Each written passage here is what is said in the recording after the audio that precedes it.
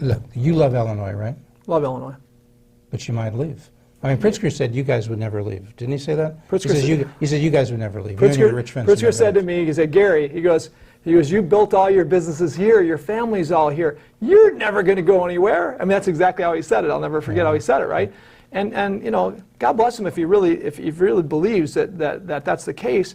But that can't be the case. I can't risk the lives and business, the jobs we're talking about. I can't risk all these jobs, you know, just because I want to be here, right? If you could change, if you could persuade the Illinois state government to change and start going in the other direction, lower property taxes, lower income taxes, not a progressive income tax, lower workman's comp, you think would that be nirvana for you? You're watching Public Affairs. Berkowitz is my name, and politics is our game. And we will be doing lots of politics, but lots of public policy, because we have as our guest Gary Rabine.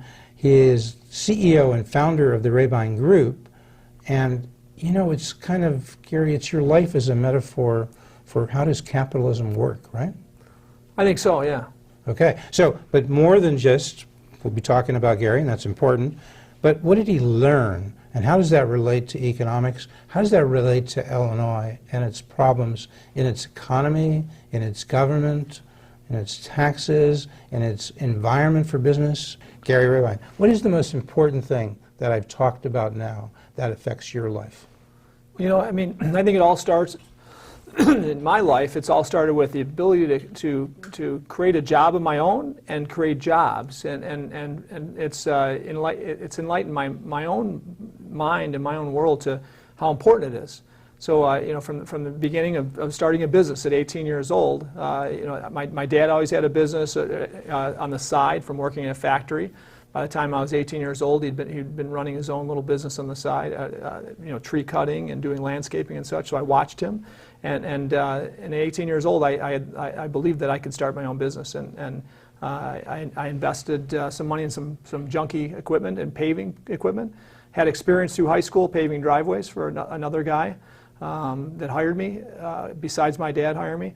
And that was my start. But through this time, through this long 9 years now, I've learned a lot of lessons. And I think you know, the beauty of America. The most important lesson you learned in the last 38 years. You are a CEO. You call yourself Ditch Digger CEO? Yeah. Okay. Why Ditch Digger? Ditch digger because I started and was laughed at as a ditch digger, right? When I wasn't going to college, my friends laughed at me and called me a ditch digger, and you know, laughed about it as a joke. And I'll never forget the They're not laughing now. Maybe they are, because I'm always having fun, so maybe they are. Okay, they're laughing with you, not at you. Maybe. Okay. Yeah. All right, so tell me, what's the most important thing you've learned in the last 38 years about business? So I've learned that what I took for granted in the ability to just go out and knock on doors and have work and start a career and a job and a business, right, isn't that accessible anywhere else in the world, like it is here. So I mean, as a kid, I just thought this was the way it is across the world. And so the lesson I learned was... China doesn't do that? Boy, absolutely not. I mean, I've been to Russia? I've been to India. I've been to Russia. Yeah. I've been all over the world. You know, I'm very, very blessed. I've been able to travel. I've adopted my son from Russia, so I learned a lot about Russia. My wife and my son have been treated with some great technology in India, and so I've learned a lot about the culture of India. Right. I've got friends from all over the world, and all of them say the same thing. There's nothing like the American free enterprise system. So I think that's the lesson that I think is most important for all of us to understand. Free enterprise, but there are a lot of people like Elizabeth Warren running in in fact, almost all the candidates running for president in the Democratic primary are so-called progressives. I mean, Joe Biden's maybe the closest person to you because he's viewed as a moderate. Like everybody else is almost like left of Chairman Mao, if everybody remembers who Chairman Mao was like 50 years ago, right? Yeah. I mean, seriously, Elizabeth Warren says she's a capitalist, is she? Absolutely not. Okay. No way. Why? She's never created a job. She's never had to build anything, right? She's Bernie Sanders is an avowed socialist, right? Unreal, yeah. Okay. It's unbelievable that he could be as popular And Joe as he Biden, like Joe, everybody loves Uncle Joe, right? Is he Sleepy a Joe? socialist too, or is he moderate enough for you to maybe say he's a believer in free enterprise? I don't know what he is. I don't think Joe knows what he is, because he's leaning so far left that you could consider him a socialist as well, in my opinion. Is there anybody running for president that you've seen among the, I don't know, 15 to 25 candidates changes day to day. Anybody there that you would call like a proponent of free enterprise? Absolutely not. I mean, when every single person on the stage raised their hand and said that illegal immigrants should get their medical benefits paid for by our taxpayers, our hard-earned dollars, that's crazy. Every one of them raised their hand. I mean, that's not common sense anymore. And borders, they would just have no borders? That's a nation without borders, There's nobody right? there that believes we should have them. Yeah. So it's just not sensical. Because your guy is? Well, I've got to say Trump is my guy today, and he wasn't originally. I was a delegate for Jeb Bush. I like Jeb. I mean, I think he performed one of the best turnarounds in a state in the history of our country. So I assimilated that to maybe be able to turn around our country as well. But he didn't make it, and so you had to choose. You went next to Donald Trump? Yeah, and I begrudgingly. I mean, at the time, kind of, somebody tugging at me, saying, "Gary, you got to look at this guy. You got to look at him." I said, "Gosh, he doesn't seem like he could be the guy that can turn our country around, right?" How come? What bothered you? Why were you resisting? I guess I was judging, right? Yeah. Something we're not supposed to do as Christians is judge people from their past and all that. Was it right? the Access Hollywood tape, or was that before It's that? a little all that stuff, right? Yeah. It just multiple divorces. Yeah. You're a married guy. You got 3 kids. You're kind of a family values kind of guy, right? I am, but that doesn't mean you don't judge people for the mistakes they've made, and you don't forgive people for the mistakes they've made, right? So You believe in redemption. Absolutely. Yeah. And people change. People Okay. change, and so when I was first introduced to the concept of supporting him, right? I had great friends around me that were huge, free enterprise champions. Is that what they said? Come on, join the free enterprise. What did they say as they tried to sell you on Donald Trump? Yeah, so there's a group. I'm a member of Job Creators Network, and Job Creators Network. All we do is this group of leaders across the country, business leaders, is try to get seek out the worst regulations and regulations that are being presented, new regulations presented, the worst of them that are going to cost the most jobs in our country, and say no, we can't have those, and then highlight those in front of job creators across the country. So that's what Job Creators Network does, and by the way, I've done an awesome job for 8 years in doing that. Bernie Marcus is the founder. Marcus is the founder of that, the founder of Home Depot. Okay. And Home Depot is a job creator. Home Depot is the company he started and built with a couple of partners.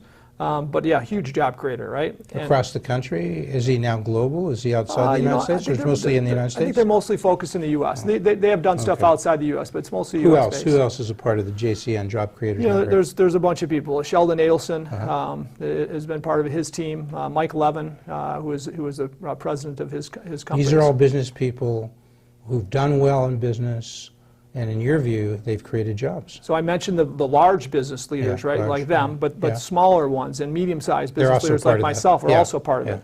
So it's from all aspects How many of jobs business do you leaders. create?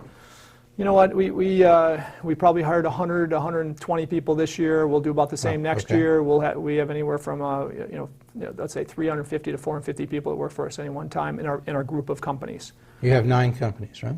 We have 9 companies today, correct? But 2 of them are your major companies? So we have 2 medium-sized businesses that have been around for a period of time. One is my original company, Rabine Paving. So that company paves parking lots, concrete. Parking lots. Big parking lots. Yeah, big parking lots. Kmart parking lots. Walmart, Home Depot, yeah. not as many Kmart's Not Kmart. going on. Kmart's are going to have his. But Walmart, Get with the Home times, Depot, Jeff. Walmart. Lowe's, Okay, yeah, Prologis, okay. lots of great companies. Brookfield Malls, a lot of great companies rely on us to help them manage their budgets and kind of define what might be best, whether it's concrete pavement or asphalt pavement. And what we basically guarantee them is we're going to be the most productive, the highest quality, most productive paving company they can hire in the country. So that's what we do. Lots of parking Because they lots. could go to others. You've got competition, I imagine, right? Not too many. Only about 40,000 across the country. Only about 40,000 competitors. Yeah. So, okay, I'm the guy, I'm at Walmart, say, and you hadn't done anything, you're coming to me a few years ago. When did you start working with Walmart? Probably about 12 years ago. 12 years. So you're coming to me, he's got lots of alternatives, the CEO, or she does, and they go to them, and you're saying, come to me, sell me in 30 seconds. What's your elevator pitch, as they say? So I'll tell you, Jeff, I've learned about differentiation. One of the most important things in my business and my life is how do I differentiate myself from the rest of the world in my competitive environment. And so what we do is, first of all, we give away great engineering. So the best engineering we can find in the world when it comes to pavements and stormwater and structural engineering for roofing, we give away pretty much to our customers. Say, hey, here's our engineers. Use them how you'd like to help you plan your project, your properties 5 years, 10 years out. And that's what we do. So we try to give them the best engineering they can get. And we did that originally through boots on the ground. But today we actually do that using drones and satellite imagery and artificial intelligence. So we've gone. Who brought the drones into the business? So my son did. My son and some young engineers in our business. Your son went off to college. He didn't follow in your footsteps? My son did, but he didn't like it much. He didn't? He ended up not graduating in the long run. But he he was there and he was working, he was actually building a business at the same time. And he was more interested in that business. Not unlike Bill Gates, sort of. Well, Bill didn't finish, did he? I don't think he did either. Yeah, okay. Many didn't, I guess, Yes. right? And I think that finishing college and going to college is a beautiful thing if you. But he if got you can embrace something it. out of it. I mean, this drone idea, do you think he would have had that if he hadn't spent some time in college? Austin was into technology He was before. outside of Okay. college. He didn't go to college for Okay. technology. He went for entrepreneurship and, Okay. and learned a little bit there, but then his business was getting pretty strong and was making a lot decent money in his business and wanted to exit college, and eventually he did. Anyway, so he brought drones into you. He did. Drones, that's an important technology. Has an important impact in your company. It allows you to do what? Why is it important? So drones, so think about when Walmart or our biggest customers say, hey, Rabines, we have a problem at this parking lot in Nebraska. Right. It's falling apart in 3-4 years, and it should last 20 years. We don't know who paved it. We're not sure what the specifications were, but it's terrible. We would send an engineer out there, myself originally, or an engineer, and we'd figure out, here's the problem, here's why it's only lasted a few years, and here's what you have to do to fix the problem and get a 20-year parking lot. Whether it be, okay, we're going to put drainage underneath that you don't have currently. We're going to build the structure of the pavement thicker. Whatever the answer was, we'd figure it out for them. But so we did that since 1998 for different customers, and in Walmart since about 2006 or 7. How long have you been using drones? So here's what happened. My son came in that business, and my leader of that business was going on to run another company of ours, and he wanted to mentor Austin into taking his role. Now, So when was that, roughly? that was only 4.5 years ago. So that was the beginning of starting to think about drones? So Austin came in the business, all the money we were wasting sending engineers all over the country, flights, cars, hotels, and not very timely either, right? And he said, Dad, we could save a lot of money, over $1 million a year, and we could get to our customers much faster, give them a platform that they can access on the not by a PDF file, but now it could be there forever, right? So it's basically instead of a PDF, it's in the cloud, right? Okay. So they can access this whole platform anytime they want. And he started building that. It took him about 6 months for him and the team to build what they thought they could build, and we put it in front of our customers. They loved it, and this business now has exited. He exited his leadership at Rabine America, our national paving company, to a company now called Site. And all he does is he uses drones, satellite imagery, planes, So all that's ground innovation. penetrating, All that's innovation. and AI. Artificial intelligence. Yes, to take this industry to a whole nother level. So it's a lot of fun. So is it creating jobs? Some people say all that automation is you're cutting out jobs because now you don't have to have so many people go all around. Are you creating jobs in the same time? That's a great question. We're absolutely creating jobs because before it would only be the biggest customers like Walmart, and they wouldn't do 100% of their properties, their due diligence like we do for 100% of their properties because it's time intensive, expensive, right? Now the cost has been driven down to about 10 to 20% of what it used to cost, and now the access to do 100% of their properties within days. Well, I would say like a Walmart distribution centers where they have 150, 2 million square foot distribution centers. It would take 3 years to do all the due diligence before. Austin just did this in the last 2 years. Within 45 days, did all their due diligence, and it's all accessible to them like never before. So the question you ask is it wrecking jobs or is it taking jobs? No, it's creating many jobs because these jobs weren't there before. Now we believe 80-90% of property owners within the next 10 years will do this. Will use this product, creating lots of jobs that weren't there. But there were before. some speed bumps. When you started getting into this business, you learned there were unions. Were there unions running things here? Did you start out as a union shop, and did you have to become a union shop to do your business in Illinois? Yeah, so I started my business non-union with friends, a bunch of friends, wrestlers and football players and people that I had confidence could do the hard work. Probably 18 years later, we became a decent-sized company. It took a long time to get to a $6 million company, and then the unions came knocking, and they said, it's time for you guys to be a union company. And we started doing a little bit of work closer to Chicago because we started in McHenry and Lake County, Illinois, southern Wisconsin, Your company's based in Schaumburg, right? Based in Schaumburg today. And for people that don't know around the country, that's Cook County, right? Yep. Yeah, right. Cook County. We started in Lake and McHenry County, Illinois. Okay. Now we're in Schaumburg. We're also we have office in Dallas, Texas. We're near D.C. in Maryland, and we're in Phoenix, Arizona. So we're spreading out in different parts of the country. But our headquarters, just focus on headquarters for all these companies are in Give me Schaumburg. in a nutshell. Did you have to get past unions? Did you start working with unions? What did you learn maybe that might be useful for the state of Illinois about unions? Yeah. So no, we learned that in Illinois, your employees, for us, our team members back then wanted nothing to do with the unions, and so I therefore said, hey, the labor law says you really don't have to sign a contract Right. with them if your teammates don't want. They have to to come in and organize, and they have to persuade the employees to exactly. want to join. They So- weren't able to do that initially? They weren't. My teammates, none of them. I worked alongside them. They had no interest in the Okay. unions. We paid You're well. paying well? We Okay. paid very Treating well. them well? Paid very well. We had good benefits. So what happened? So we fought them for a few years and eventually lost everything we had fighting them. And You lost all your net worth, all that you built up? my wife and I lost all our net worth. We had no debt, and we were growing this little business with. So what happened then? Did you just hang your head and walk away? Yeah, no. Well, we lost the fight, but we continued on. So we ended up signing a contract to the unions of Chicago, and we became a union company. And the challenge was that it wasn't that like we could join them and we would just do great and everything would be good. If we joined them by their agreements, we would be out of business in a short period of time. My employees and I knew that we'd have to come to Chicago and work and Rockford and work. We couldn't work in the outskirts and be competitive with the non-union companies, right? So that was the reason. Nobody wanted to move their jobs to Chicago and Rockford. So eventually we had to do that. We moved our businesses in the Chicagoland area, Rockford area, and union markets, and it worked out. We had started other companies that were outside Illinois and other companies that were outside paving that are non-union today. So we've got a couple union companies, and we've got. So you could do both and compete in both areas, union and non-union. Is that Well, essentially? our national company is basically a general contractor and consulting company of what we do, right? Okay. So they hire wherever in the marketplace. Okay. This market, they hire Rabine companies, union companies. Other markets, they'll hire non-union. Some markets, union, depending on the marketplace. So take me to, you sort of at some point, you were involved in politics, but became bigger time when you started getting involved with Bruce Rauner in what, 2013, 14? Yeah. Would that be accurate? Sure. Okay, people don't know, Rauner ran for governor in 2014. He ran on this turnaround agenda. You like that?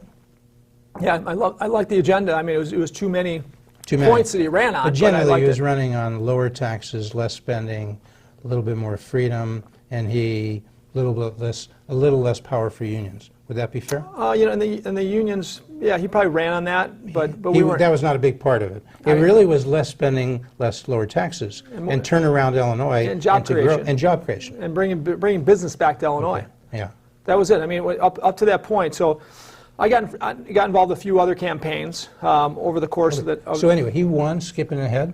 He defeated a candidate who was not too popular, and then he struggled for a few years trying to get a budget. He couldn't, and then what happened? Well, he lost most of the people that got him there, and then couldn't gain anybody from the middle or the left. My opinion is socially he went far left, and the people that he appeased to go far left, we're never going to vote for him against a left-wing candidate like Pritzker. So he lost on the tax issue. Some would say he fought to resist the tax increase the Democrats wanted. Some would say he didn't fight in the best way, but he kept. The Republicans were with him, the conservatives were with him, but then on the social issues, he had said what, and then what did he do to turn them away? Yeah. So again, and I like Bruce as a person. He's a good, to me, he was good to me always, right? Always answered my calls, and I could talked to him about a lot of things. My wife went through some medical challenges, and he was there always, calling to see how she was. He was awesome. He's awesome. He's a great guy. But what I was bothered by, and I told Bruce this, was, when I went and got people to vote for him in McHenry County and Lake County and even Cook County, many of my friends are Christians or they're faith-strong people, whether they're Catholic or they're Baptist or whatever. So that's where a lot of my friends are. And so many of those friends asked me, where does he stand on this abortion issue? And I asked Bruce, and he would say, yeah, that's not somewhere I'm not going to go there. He goes, I'm kind of in the middle there, right? And people would say, well, your wife's not, though. And he said, yeah, but that's my wife. She's a Democrat. I'm not, and we love each other, but we have our differences. So you sold those people. I sold all my friends on that story, right? On that story of that. Hey, he's in the middle on this issue. He's not ever going to make it worse. And then what happened? Well, then of course HB 40 came along, and which did what? HB 40 it committed taxpayers to pay for abortion. Taxpayer-funded abortion. Taxpayer-funded which abortion. If federally we don't do. Henry Hyde, the famous Hyde Amendment. Right. So we went further in being pro-choice than the whole country, right? Yeah. If you want to say the Hyde Amendment was the country. Yeah. Okay, so then there was, yeah. you and others got upset. Jeannie Ive stepped in. She challenged the governor in the Republican primary. Mm-hmm. She came within 20,000 votes of winning. And then what?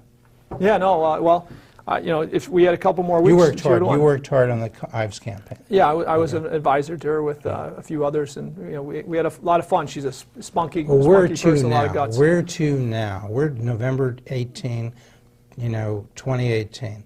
We got a governor who's been here about a little less than a year, mm-hmm. J.B. Pritzker. What do you say? What's he want to do? Is he going to do anything? I mean, look, what's he done so far? What's the difference between J.B. Pritzker and you? Yeah, okay, he's got $3.4 billion. You're a pretty wealthy guy. You want to create jobs. You say you do it. He says he creates jobs. What's the difference between you and J.B.? Well, I think the difference is that I'm a job creator from the beginning, from the first person I hired to the third person and to where we are today. I've been part of hiring our teams and building these businesses, and still am in touch with execution and the vision of our businesses, right? JB is a buyer and seller of businesses. It's a little different, right? I mean, if I was born with a few $1 billion, I might be the same way as JB. I mean, I might be trading businesses. Heck, it's a lot cheaper. All my businesses that I have, these little businesses, the mid-sized business I have, I'm paying income tax for all profit because I'm S Corp and I'm LLCs. JB, he's trading businesses. He's paying capital gains tax, half of what I am. So he's raising your income tax. They raised it in Illinois. Doesn't hurt him a bit. They want to raise it a lot with the progressive income tax. Mm-hmm. Property taxes, are they high in Illinois? Crazy in Illinois. Okay.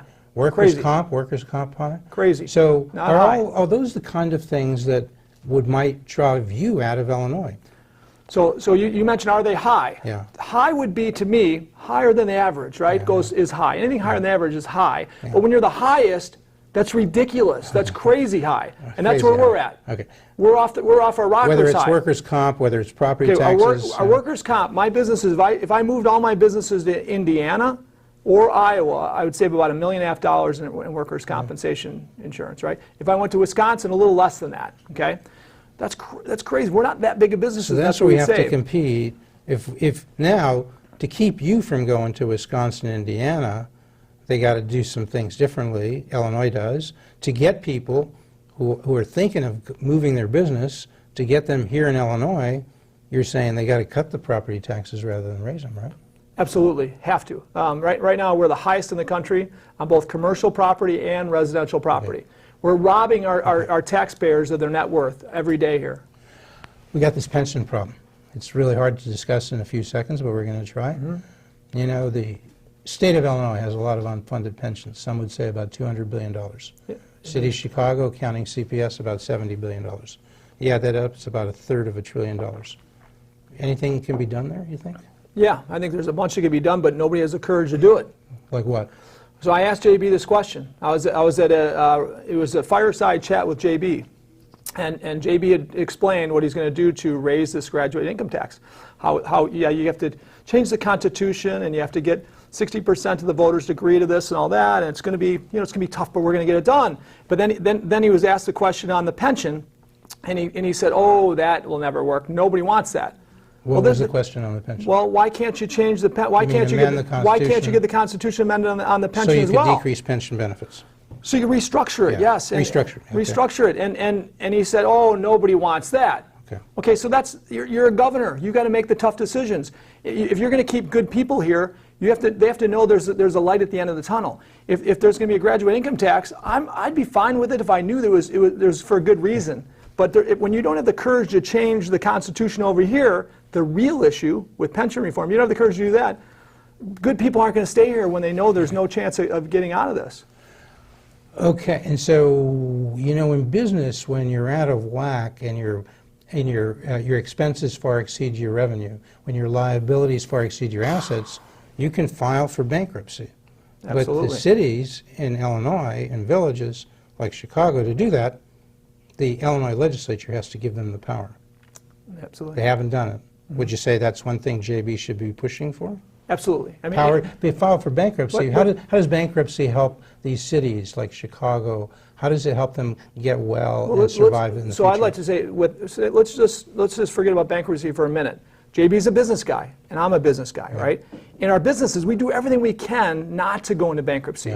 We stop ahead of time and say, whoa, we're going into an area of darkness. We're going to go out of business if we stay on this track. The only way to change this is we have to restructure our business. So you got to call in your creditors. That's the first thing is how do you restructure first before bankruptcy happens? Because bankruptcy is a terrible thing. All these pensioners don't get paid, right? Terrible things happen. So if you restructured, could you call in your pensioners, your bondholders, and say, we're not going to wipe you out completely, but take a haircut, right? In a reasonable world, yes, that's because exactly right. Because the threat of bankruptcy, if you had it, might terrible. Bring them around the table. Say 80 cents is better than nothing, right? Or 40 cents. Because they're not going to get 100 cents because we can't tax people $340 billion. Absolutely not. Oh, look, you love Illinois, right? Love Illinois. But you might leave. I mean, Pritzker said you guys would never leave. Didn't he say that? Pritzker he said you guys would never leave. Pritzker said to me, he said, Gary, he goes, you built all your businesses here, your family's all here. You're never going to go anywhere. I mean, that's exactly how he said it. I'll never forget how he said it, right? And God bless him if he really believes that's the case. But that can't be the case. I can't risk the lives and business, the jobs we're talking about. I can't risk all these jobs, just because I want to be here, right?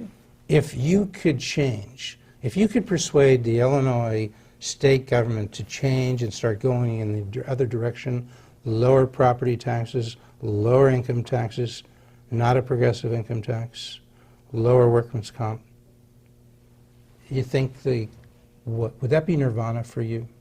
It would be. It's the only way the state's going to be saved. So nirvana. I mean, I would love to build my business here forever and watch my family and my leaders build our businesses in Illinois. It's the best state in the country. We're in the middle of the country, we're the heart of the country. So yes, it would be. But that would be just competing. All we have to do in Illinois, now we're pretty complacent when we think we'd be the highest in the country in all these things. Now, and it wasn't always that way, only 20 years ago. We're the highest in property tax. We'll be the highest, one of the highest in income tax if JB gets his way. Highest workers' compensation, highest in liability, frivolous lawsuits. All these things we're the worst at when it comes to business, business environments and job creation environments, more importantly. Okay. So again, the only way we're going to get it back is to be competitive. That means somewhere in the middle of the road is going to be competitive. All right. So the one thing we didn't get to talk about so much, we didn't get to talk about what you're going to do and what you're starting to help inner city kids graduating from minorities learn the basic things you've learned and become a productive and important part of society. It's a great program. It's a tease. The next show we do with Gary Rabine, okay, of Rabine Group, we're going to cover all of those things we didn't get. So you come back, Gary Rabine. Love it. And you come back next week and every week to Public Affairs. Public Affairs very much thanks Residco, our sole corporate underwriter, for helping to make the production of this show possible.